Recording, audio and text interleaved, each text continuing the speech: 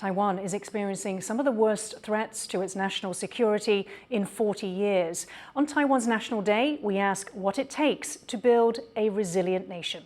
Hello and welcome to Taiwan Talks, offering the latest global news and analysis from a Taiwan perspective. I'm Yin Khvat. Joining me in the studio to discuss this are Lai I-chung, president of the Prospect Foundation, former diplomat, including in both the US and Japan, and Professor Lu Yeh-chung, National Chengchi University's Department of Diplomacy professor and chair. And our political editor, Rath Wang, speaks to Forward Alliance founder and 2022 Time 100 Next Leader, Enoch Wu. While Taiwan is a self-ruled, sovereign country, the People's Republic of China continues to increase its military threat to take Taiwan. In her National Day speech, President Tsai Ing-wen said Taiwan is doing everything it can to arm the country against invasion by both acquiring weapons and beefing up domestic production of arms. Let's take a look. 持续的深化国际合作，跟民主盟友紧密连结。当威权主义的扩张逐渐威胁全球秩序的同时，四面八方的国际友人都来到了台湾，表达温暖的支持。现在正是台湾最受国际关注的时刻。中华民国台湾已经成为世界民主自由的重要象征，国际社会非常清楚，维护台湾的安全就是维护区域稳定跟民主价值。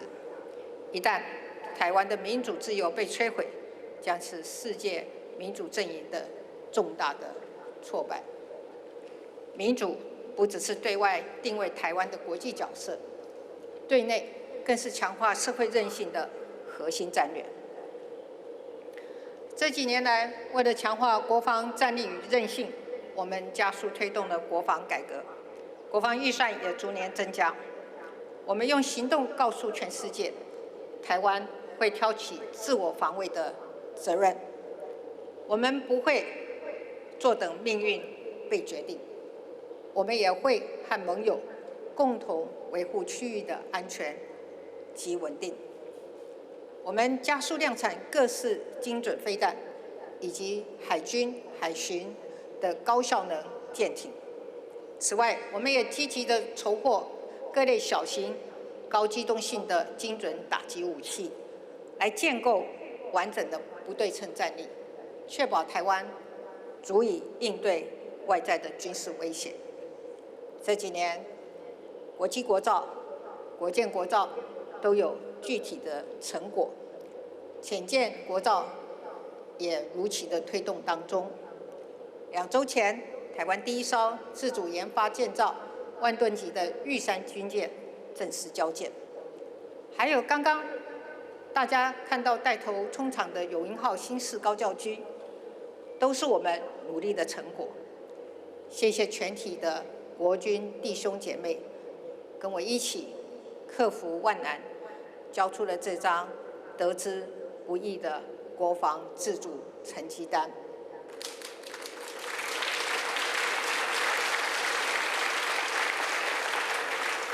为了落实全民防卫，我们成立全民防卫动员署，强化战训量能，透过精进后备教招训练，让后备军人能使用跟现役军人相近的武器装备，提升后备战力，建构能有效地应对现代战争需求的国军，以及建立军民整合的全面防卫动员能力，都是刻不容缓。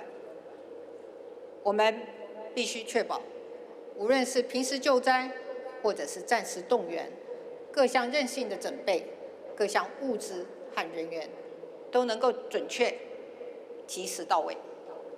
最重要的是，我们必须凝聚民心士气，强化全民的防卫意识。守土卫国，从来都不只是军人的事，每一位国民都是国家的守护者。That was President Tsai Ing-wen earlier this morning. Now, Forward Alliance founder Enoch Wu wants to create a people's force that can help defend Taiwan. For his efforts, he was listed on the 2022 Time 100 list. Time writes Enoch Wu wants to give every Taiwan citizen the know-how to protect their community as the threat level rises from Beijing. Wu is providing civilians emergency response training for both natural and man-made disasters. He tells our political editor Rath Wang how the public can prepare.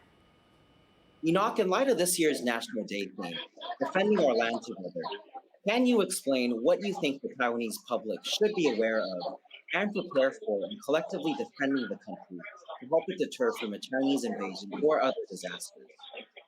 Well, let's take a step back and to take a broader look at all the threats we face as a nation, whether it's a natural disaster or, in the worst case scenario, a potential invasion.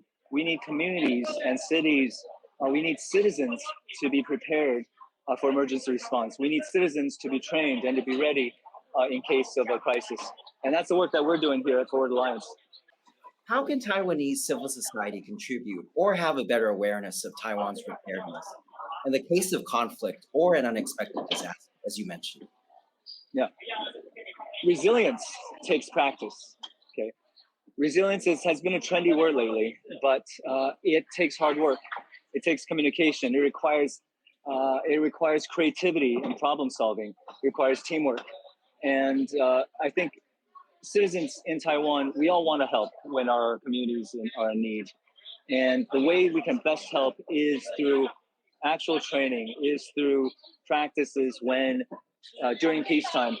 In terms of actual training, as the founder and leader of Forward Alliance, Enoch, how does Forward Alliance work to enhance overall Taiwanese preparedness, apart from or in sync with the government and other organizations? We're training citizens in crisis response. That means trauma first aid. That means light search and rescue, which you're seeing behind me right now. It means emergency communication, shelter management, community safety. All of these are components to a more resilient community. All of these are components to make communities more resilient against any shock to the system. Trainings like the ones we hold allow citizens to help each other in case of need, and in the worst case, to step up and assist our first responders. We know that if Taiwan were to ever face a major crisis, we need every single citizen to step up and work together, and that takes practice. If you could talk a bit about how you work with other organizations to step up, as you mentioned. We work with a host of professional associations and other NGOs, like the Taiwan Society of Paramedicine, which is in Chinese, Taiwan 医疗救护协会. We work with an organization called Taiwan 灾难医疗队发展协会. We work with international NGOs. We are beginning to work with our Ministry of Interior. All of this is important because we know that when a crisis happens, we need NGOs to work hand in hand. We need corporates to step up. And we need to make sure that all of us have touch points with the government because this will take a whole of society effort. That was Enoch Wu, founder of Forward Alliance, speaking to Rath Wang. Now, we've heard there from President Tsai Ing-wen about the serious commitment to arming Taiwan against a Chinese invasion. But let's first turn to the manpower that Taiwan has. Professor Lu, Taiwan had started reform of its conscription and civilian defense force before the Ukraine invasion. The government's just announced that it will extend the 4 months of conscription to either 1 or 2 years. What do you think of these ideas? Yes, I think the idea itself is quite important and very timely. It is very, very important not only to the government. The most important things to me, I would say, it is for the government to garner the support from the society and to convince our citizens. Everyone should shoulder the responsibility now. And it is really the time for us to react at this moment. However, as we can see, in the past, we already had this kind of conversation for many, many times. However, as we know, some considerations for election, especially for politicians, they tend to see this idea as a politically suicidal issue. Right. So if we cannot convince the society, or the society continues to see this issue as political suicide, then that won't be a good idea for Taiwan to survive itself. So do you think this could be the turning point? Yes, I think this is quite important. And it is really important for the general public to talk about, to have the discussion on the idea of extension of conscription. Lai I-chung, on paper, Taiwan has just over 2 million reservists, of which these conscription soldiers are also part. So this is 2.3 million, as some estimates have, against China's 2 million strong military. But obviously, with China, they are active duty personnel. What sort of task lies ahead of Taiwan in defending our country? I think about 2.3 million, that's on paper, and basically you need those people, they are all be able to fight when things come, but apparently it is not like the case. And that is why the reserve reform, although earlier the people started criticize about the lack of the training itself is a big problem, but it hasn't really been taken seriously until recently. And even recently, the reform in terms of reserve touched upon two things. First of all, it's a content of the reform, and second is about the mission of those reserve. Where are they going to? Because in the wartime, the mission for the reserve reform, either you are going to be the replacement for the regular army, or you are going to function in a very different way, just like a territorial defense force, or you're going to, in the other civilian defense unit, the one just like Enoch Wu, he advocated.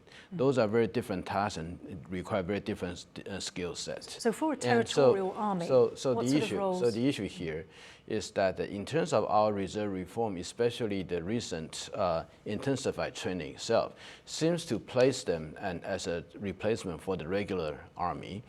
So when the regular army, they need replacement, they are able to come in and join the fight with the regulars.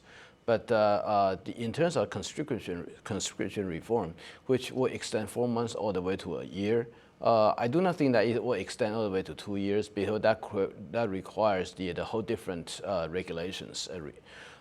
So even in a year reform, for the training, it seems that those conscriptions, they are going to be assembled into a very different, the so-called Sea Guard defense unit, which is a newly formed brigade defending the Taiwan beachhead and work with our regular military. So they are not regular military. They function in a very different way. So this is the issue about how they extend the 4 months to a year about the conscription training internal reform. So we're talking about actually two things here.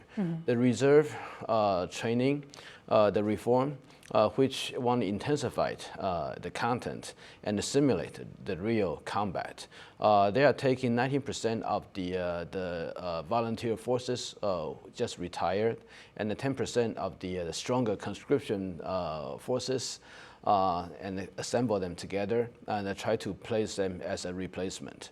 But the conscriptions reform, which basically not only to extend the training from 4 months to a year, but also will place them in a very different command and control unit in Taiwan to function in a very different defense capabilities. And do you think that that will be adequate? What sort of contribution could they make after training of one year? I think it is just the beginning, so we do not know within the year training what exactly were they going to have. Many of us, both the Professor Lu and I, we were in the 2 years of the conscription services.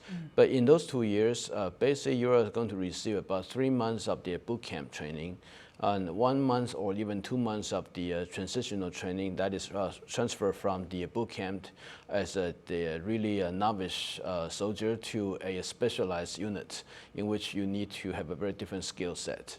And then when you are enlisted in the regular military, every year you have at least 3 months, even to 4 months of the base training. Just like me, I was in artillery unit.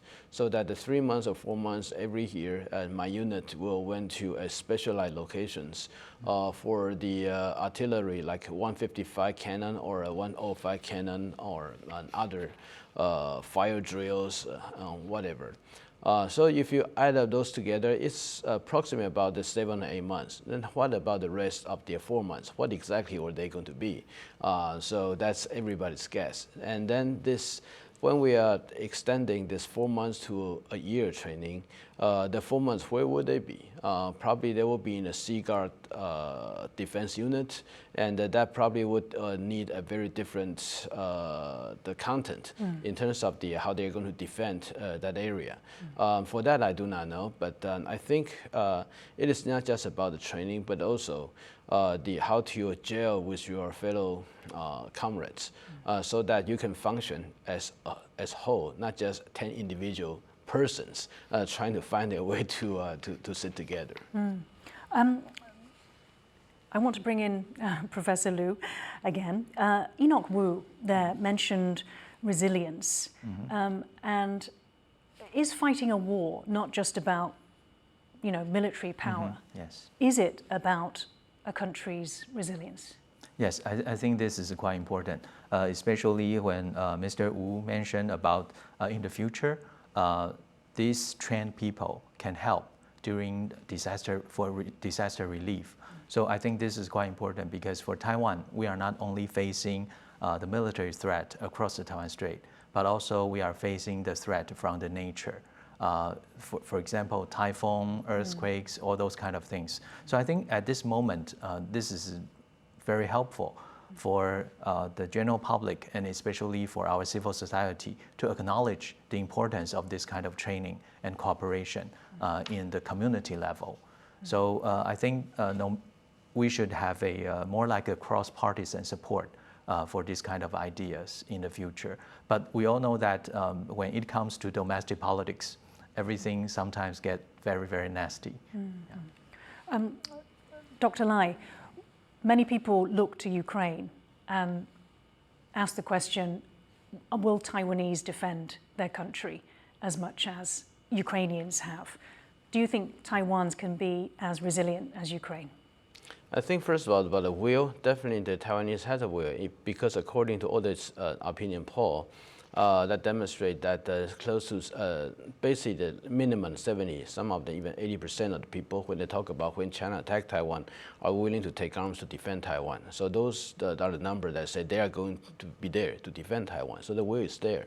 And the next question is, what about the capability as well as organizations? And those are the two things that we need to reform and quickly right now. Those are the focus. Capability, I think some of the things, whether as a capability as a soldier or capability as a supporting personnel for the soldiers, those are two different kind of skill sets. And the support as a soldier, that probably will go to the reserve reform itself.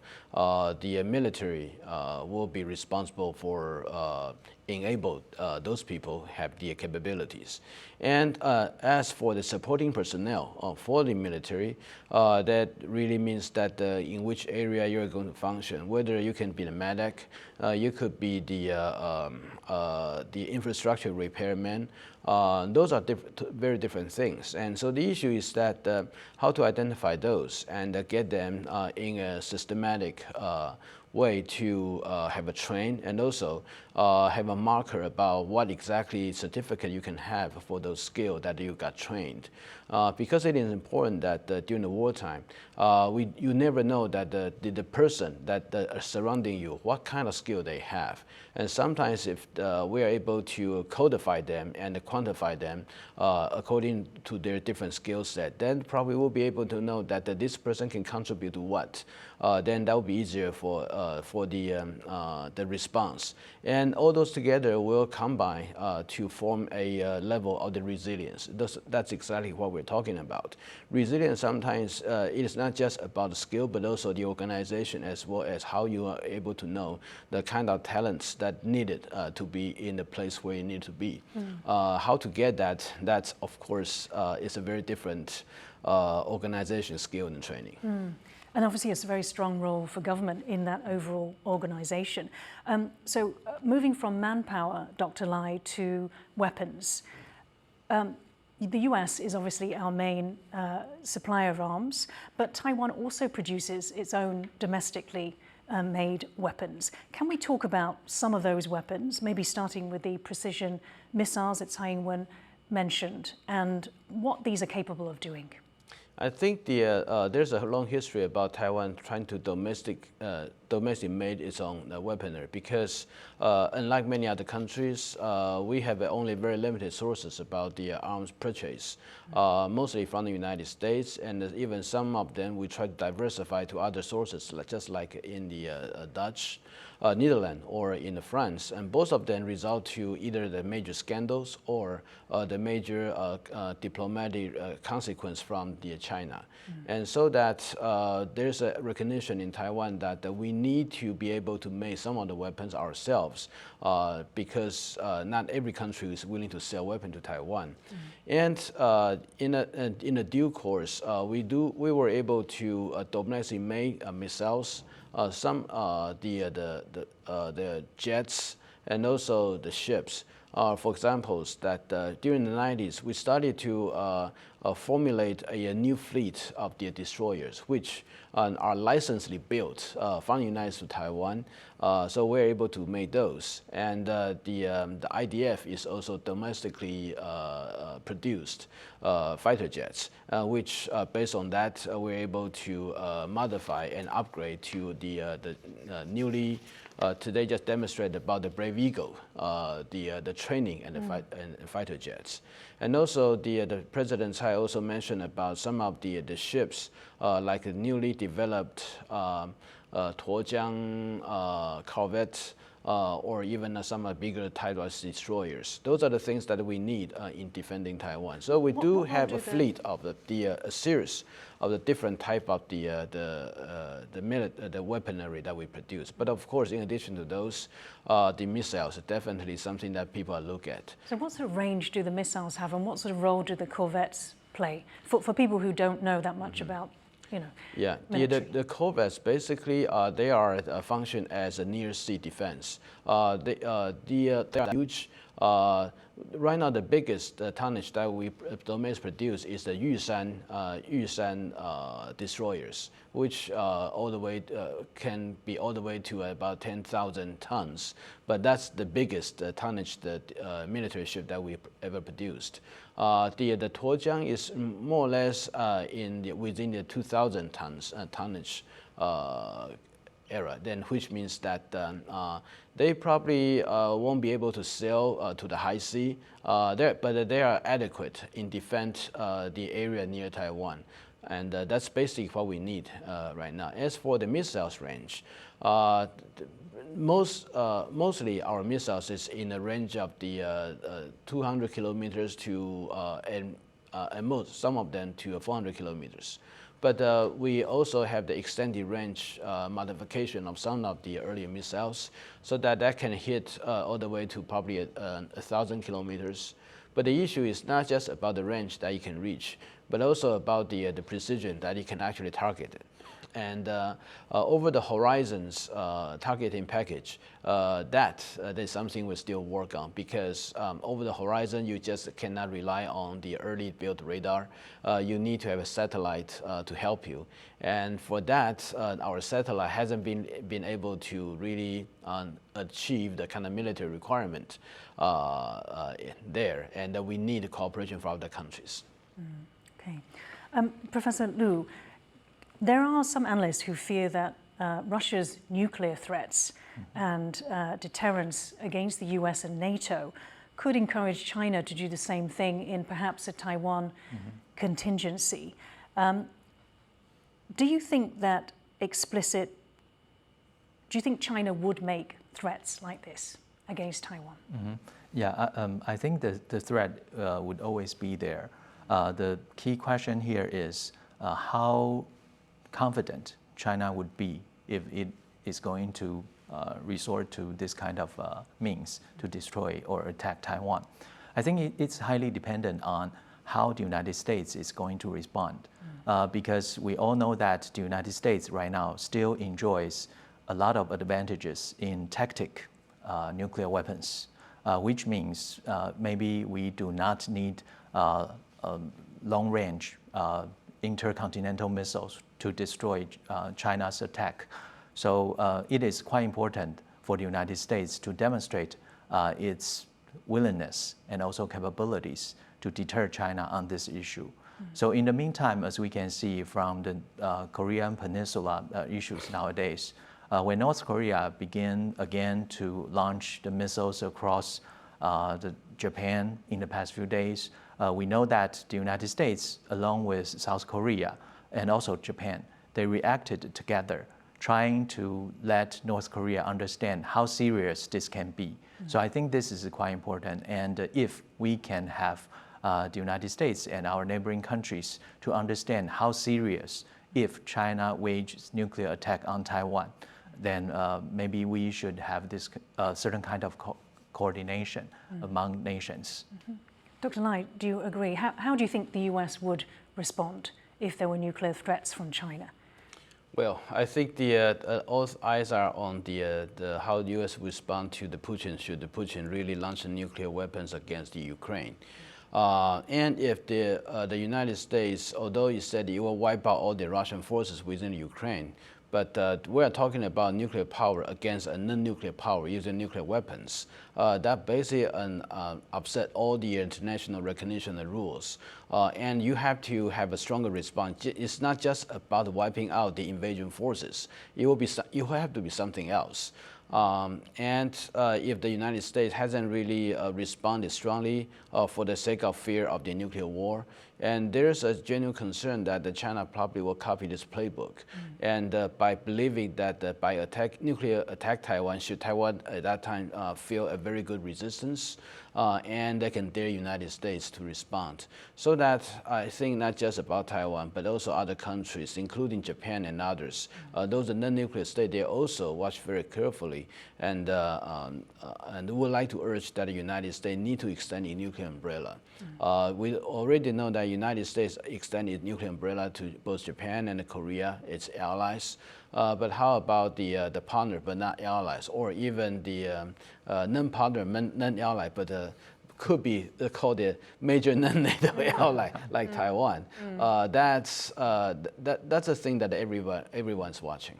Since the visit of US House Speaker Nancy Pelosi to Taiwan on August 2nd and 3rd, China has stepped up military aggressions around the island to record levels. But just how bad is it? Ken Ning crunches the numbers of incursions into Taiwan's air defense zone.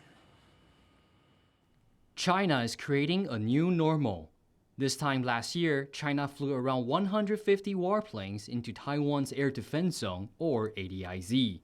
This year, China has sent more than 1,000 planes into Taiwan's ADIZ since U.S. House Speaker Nancy Pelosi's visit to Taiwan at the start of August.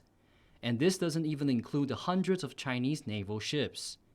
This year, you can see that September's more than 570 incursions is more than the entire number of incursions for 2020. You can see the number of ADIZ incursions increasing year by year, with more than 1,260 incursions so far in 2022, and the year isn't over yet. And China has even stepped up their aggressions post-Pelosi by violating the median line, an unofficial boundary separating Taiwan and China, observed by both sides for decades. You can see here that post-Pelosi, there were more than 300 median line incursions compared to just 20 plus since the Defense Ministry started recording in September 2020. That was Ken Ning. The PRC's escalations threatened the fragile peace across the strait. But President Tsai said it wasn't just military intimidations that Beijing is using to threaten Taiwan's sovereignty, freedom and democracy. Let's take a look. 台海的和平稳定是两岸关系发展的基础。遗憾的是，近年来，北京当局日益升高军事恫吓、外交打压、贸易阻挠，以及试图消灭中华民国台湾主权的作为，已经威胁到台海及区域和平稳定的现状。在台湾这块土地上的人民，历经73年的共同生活与发展，已经凝聚了强大的认同感和归属感。台湾人民和朝野政党的最大的共识，就是捍卫主权以及我们民主自由的生活方式。这一点，我们没有妥协的空间。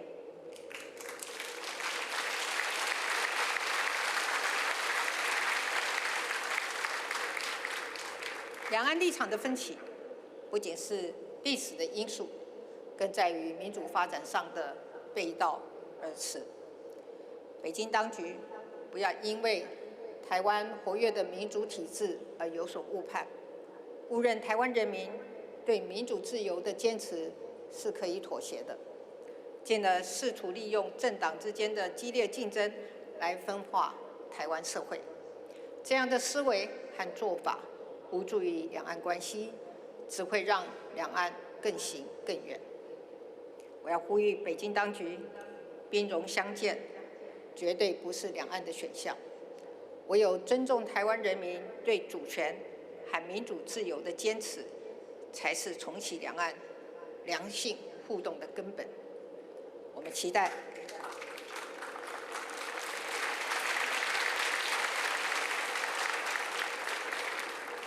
期待在两岸边境解封之后，能够逐步恢复两岸人民之间健康有序的交流，进而舒缓台海的紧张情势。在理性、平等及相互尊重之下，我们也愿意和北京当局寻求双方可以接受、维持台海和平稳定的方法，这是我们共同的责任。Professor Lu, peace between both sides of the Taiwan Strait has existed largely uninterrupted for 70 years because of respect for the status quo. For our international audience, could you explain what this status quo is? Yes, for the status quo, especially if we are looking at the people living in Taiwan, right now we have 24 million people living in a defined territory we call Taipong Jingma.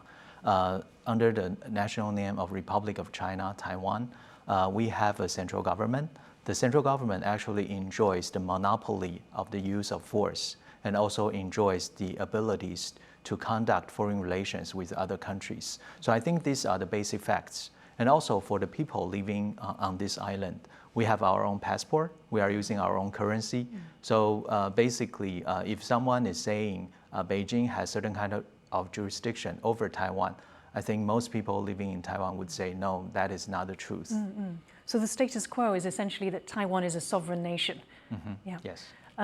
Dr. Lai, would you agree with that? Do you want to add to anything that we can define as the status quo? No, I think basically it's just like we are independent but without declaring independence. So that we are sensitive to what the Beijing's claim and not to provoke them into the action. But we also have our own red line that they should not just cross. And recently they are violating all the previous understanding regarding how to preserve the peace across the strait, especially by the one trying to erase the central midline of Taiwan Straits and also the operating their military vessels in the vicinity of Taiwan. Those are the things that we believe that's in danger to this stability across the Taiwan Strait and also the peace here. And we were not going to be intimidated. We're going to do whatever we need to defend Taiwan. And we also hope for that Beijing need to share the same responsibility in preserving the peace across the straits. What can Taiwan do to push back to try to maintain this status quo? Is there anything that Taiwan can do? Well, I think I'm not going to go into the detail about what exactly we're going to do or what we plan to do. But the issue is that we continue to call for the Beijing. You need to respect something, and their actions that we already are about to be taken, the consequences will be yours. So those are the things that the Beijing should not take, cannot just take it lightly. Because the violation and the military incident that could very much happen in any minute. Another thing is that when we talk about the Taiwan, it's not just limited to the possible military incident across the Taiwan Straits. There's also the elimination of Taiwan's international space, trying to eliminate our sovereignty, take away all the sovereign recognition by the countries on Taiwan, and trying to deter other countries from engaging with Taiwan. Those are another elements that's also endangering the cross-trade relationship. Could I bring Yes. Professor Lu there? So what Dr. Lai said is they're trying to eliminate our sovereignty. China claims Taiwan is part of its territory. Yes. What is this claim based on? Basically, Beijing argues that in a three-sentence position. Number one is there is only one China. Second, Taiwan is part of China. Third, the PRC is the sole legal government of China. So they base their argument on these three sentences. However, if we look at what the international community has reacted in the past 70 years, that is basically not always the truth. For example, right now we are having 14 diplomatic allies. Those people, those gentlemen and ladies help us to speak up in the UN General Assembly. Yeah, and the president year. of Palau is here with us today. Yes, so this is quite important to demonstrate Taiwan is capable of coping with other countries, especially in accordance with international law and international rules. So we are actually part of the international community. No one should expel us, as PRC always argued. Secondly, PRC also based their position on the UN General Assembly Resolution 2758, which expelled the Republic of China government from all 15 specialized agencies and also the UN General Assembly in the 70s, which is unfair to Taiwan and of course to the Republic of China. So it is quite important for the international community to understand the ROC government Taiwan exists here. So we need to continue to express our willingness and capabilities to engage with the international community. With the Resolution 2758, it did the Republic of China, nor did it refer to Taiwan. Yeah, it's basically talk about the Chiang Kai-shek representative. So right now people are debating whether it is the legitimate argument to rule out Taiwan's participation in international community. So I think for that, of course, we have some room for debate, no problem. And the most important thing is Taiwan can and should be involved in the international process. Yeah, right now we are proposing the idea of meaningful participation. I think it is more than that. It's not only in the name, it's actually in essence that Taiwan can contribute. Dr. Lai, we mentioned the one China policy there, and also the fact that China claims out of the three statements that Taiwan is part of China. What's your interpretation of that? What is the Taiwan's position? Well, the issue right now is that for the PRC to claim there's only one China and the Beijing government represents China, I think right now our government will not challenge that positions. But when they talk about the third condition, that is the Beijing government, due to this one China, also represent Taiwan, then we have a very, very strong opposition to this. Because we believe that the Taiwan is a sovereign and that no one can represent ourselves, only ourselves. And there's the capability to take our legitimate right as a sovereign nation in the whole world. That is not right. We'll continue to function as a nation. We'll continue to function equally with other nations. And even though right now we do not have a lot of the official diplomatic relations, but we still are able to maintain many of the relationship that is sure not diplomatic, but still official in nature. So that this is the foundation of our international engagement and also our right to participate in international organizations and work on international activity that should not be hindered. And so, yeah, this one China policy, this one China principle advocated by Beijing, we have very strong say regarding whether their position at times are part of China. Can I ask you, what is the United States' one China policy? What does it say about whether Taiwan is part of China, whether Taiwan is a country? I think the U.S. position on the one China policy is that also they believe there's only one China and the PRC is the sole representative of this China. but the PRC has no sovereign claim over Taiwan. So that the United States, whether that's in his very earlier the legal interpretation regarding whether Taiwan about Taiwan is undetermined, the state of Taiwan is undetermined, or later, according to the 6 assurances that United States is not going to accept the PRC's claim about sovereignty over Taiwan. Those are all representative about how the United States is thinking about Taiwan. Of course, diplomatically, United States choose not to say out loud whether the U.S. whether U.S. will reject the PRC's claim over Taiwan. But if you look at it last year, when the State Department came out officially saying that the 2758 resolution does not give Chinese the right that the China PRC can solely represent Taiwan, I think that position is very clear. Professor Lu, Dr. Lai just mentioned the 6 assurances. James Moriarty, head of the AIT but based in Washington, at an event in Washington hosted by Global Taiwan Institute, said that Joe Biden's latest comment, or his comments over the past 4 times about the US coming to Taiwan's defense, is actually in line with the Taiwan Relations Act, the 3 communiques, the 6 assurances, because the US commits to defend Taiwan if China uses force to change the status quo. So does this silence Biden's critics, and why is there so much confusion?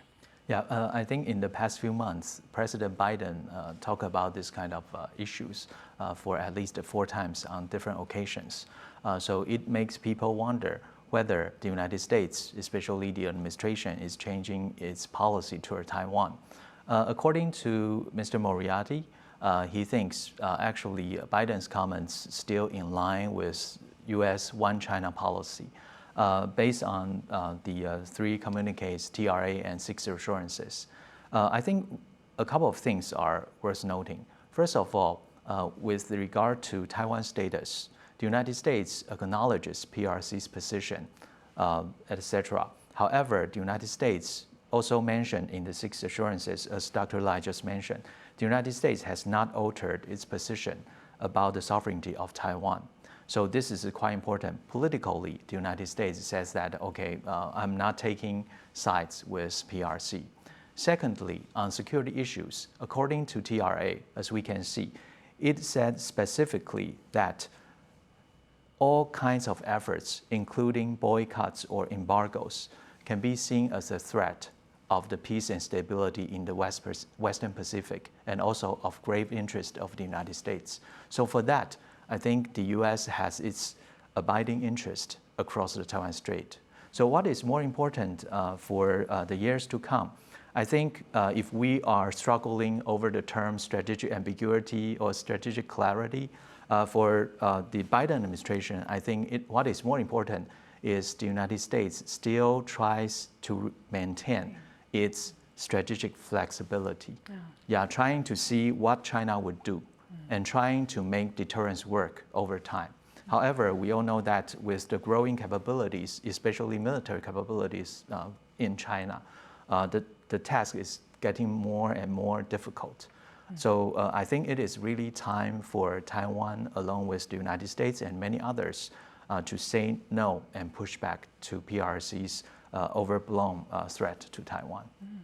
Dr. Lai, would you like to comment on strategic flexibility? I think all the debate regarding strategic ambiguity, clarity, or flexibility, basically is about the end. What does that want to achieve? The mission is to maintain peace and stability across the Taiwan Straits and to deter China from coercing or even attacking Taiwan. And when President Biden talked about the U.S. will come to Taiwan defense, it's all conditioned on Chinese attack. And in that case, that means that there is no ambiguity anyway, because the war already happened, and the United States will see that since ambiguity is not going to achieve this end of deterring China from attacking Taiwan, then the assist Taiwan to defend Chinese attack, that will become a necessity. And so I think that is how the consequence of events will evolve, how the United States will react. So it is not about at that time debate whether the policy of ambiguity or clarity will win out. It's actually about, under circumstances, what you are going to respond. And since the ambiguity did not achieve its own goal, and China started to attack, and on that occasion, everything and all hands on deck is about to defend Taiwan. And if you look at the Taiwan Policy Act, in that act also mentions specifically that the United States need to report the Congress and the relevant committee regarding how the U.S. plan to defend Taiwan. So it is not about help Taiwan to defend itself. Right now, everyone is talking about the defending Taiwan. So this is the issue as a part of the, as a result of the evolution of events that would be the ambiguity versus clarity debate is no longer of the relevance here. So you're saying that there is a shift in the language, in the thinking, in the approach, a perceptible shift?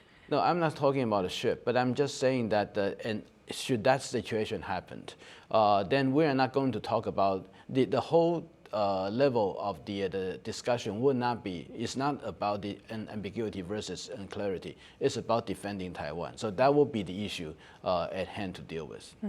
Professor Lu, you wanted regardless of where this debate over strategic ambiguity or clarity is heading, I think the Biden administration already made one thing very clear.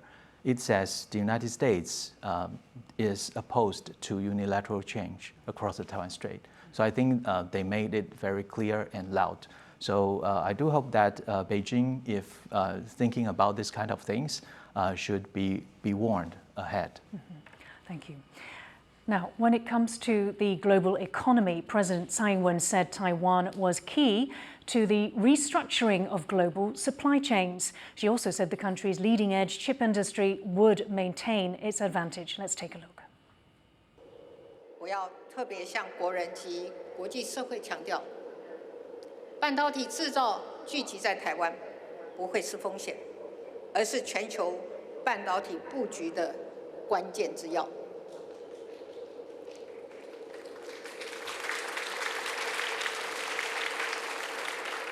我们会持续维持台湾在半导体尖端制造的优势和能量，同时也会协助全球在半导体供应链重启的全球电信重要。经济变也会确保关键基础设施的安全，做到任何紧急状况下，仍然可以透过有效的调度稳定供应，让社会和产业维持正常运作。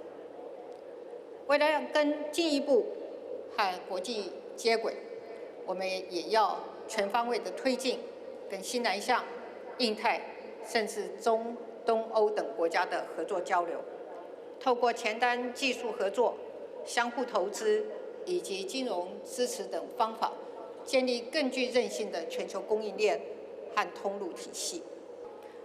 对于生活在这块土地上的我们而言，最大的任务就是用尽全力给后代一个更好的国家，也给世界一个更好的台湾。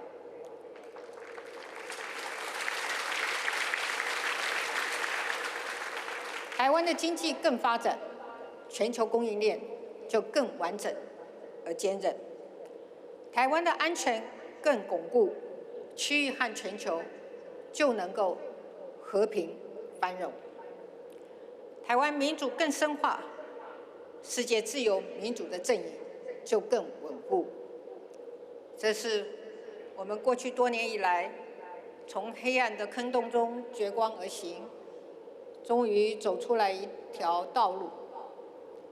这条路也许辛苦，但是我们因此找到了身为台湾人的意义，也看到了台湾存在对世界的价值。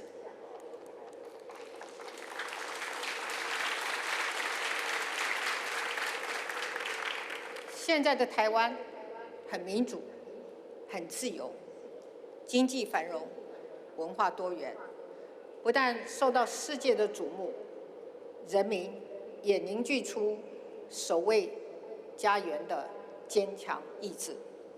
今天大声地说出“我是台湾人”，是一种光荣，也是一种骄傲。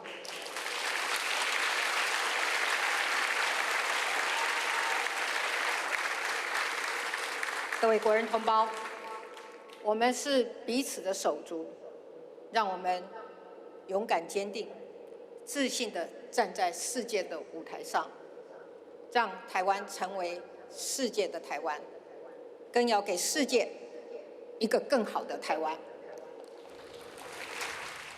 Dr. Lai, let's talk about the President's comments about reorganizing the global supply chains and the global chip industry. What role does Taiwan play in this?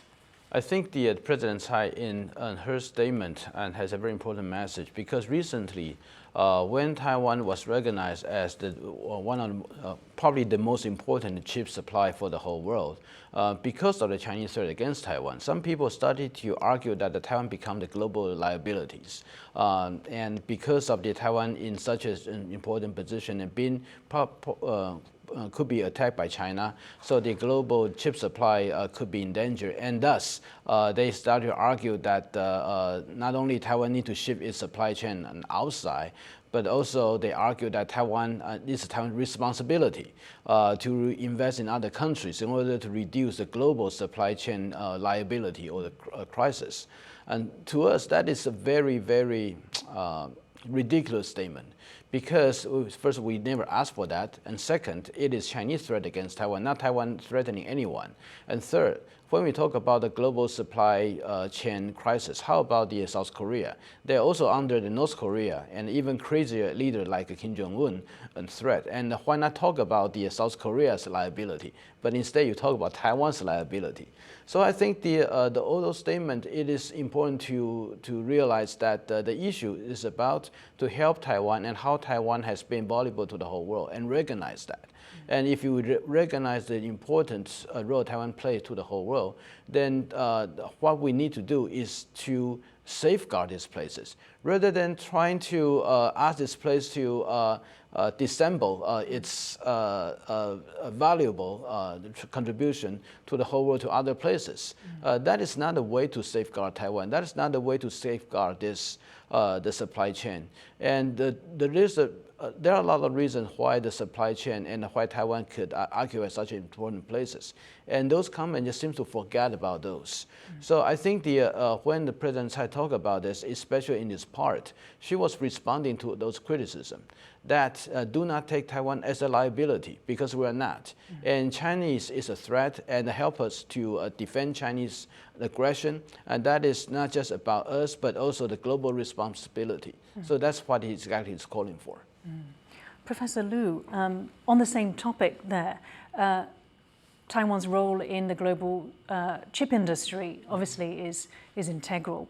And there has been talk about the fragmentation of supply chains, perhaps along the lines of, democracy, autocracy. Do you think that President Tsai was also talking about this in terms of reorganization? Actually, in President Tsai's National Day address today, I think there are, as President herself highlighted, there are 4 key issue areas that deserve our attention to promote resilience. So among them, resilience on free and democratic government system is one of the key areas here. This is quite important, not only to the people living in Taiwan, but also to the world. As we can see from the Ukrainian war earlier started today, people living in Ukraine still under fire from Russia. This is very tragic. And for people living in Taiwan, we are trying to say that, okay, look, the world, Taiwan right now is a vibrant democracy. We have very strong soft power. The soft power rests not only on our role in the global supply chain, but also in terms of democratic, transparent, and free governance on this island. So to conclude, in her address, President Tsai actually says that let's present an even better Taiwan to the world. So I think this is very, very important. trying to set out Taiwan as a beacon in democracy. So in the future, I'm not sure whether or how far this can go, because right now, when it comes to the reshift or rearrangement of global supply chain, every country seems to have its own calculations. But at least for people living in Taiwan, it is quite important to cultivate our soft power by ourselves. So how to improve government and its governance here in Taiwan, I think it is the most important task for not only the government, but also our civil society. Dr. Lai, so picking up on those themes, Professor Lu also talked about, the building up a resilient, our democracy is one of the 4 pillars that President Tsai talked about. And just going back to your idea that Taiwan is not a liability, Taiwan is a strength, and also pulling in this idea of the maybe fragmentation of supply chains. Of course, China, with its such economic power globally, has been able to, undertake economic coercion against many different countries, Taiwan included. This is a worry, isn't it, globally? And is this a trigger for, say, the West to also want to decouple from China? I think the West want to decouple from China from earlier positions that the West deeply integrate with China, not because of what Taiwan asked them to do, but because Chinese are doing and they convince the West that they need to decouple from China, or at least they need to reduce the footprint in China. So if you ask the Western executive, especially from year 2020 to year 2021, or even today, they will talk about that how the unstable and uncertain supply chain and the government positions regarding the foreign investment in China. And especially this year with the Shanghai, the whole lockdown and the zero COVID policy, that plays such a tremendous burden for everyone and creates such kind of uncertainty for everyone. And not to mention about the Chinese domestic economic policy and many of the policies associated with those economy that becomes changing day by day. And business needs certainty, doesn't it? That business needs certainty.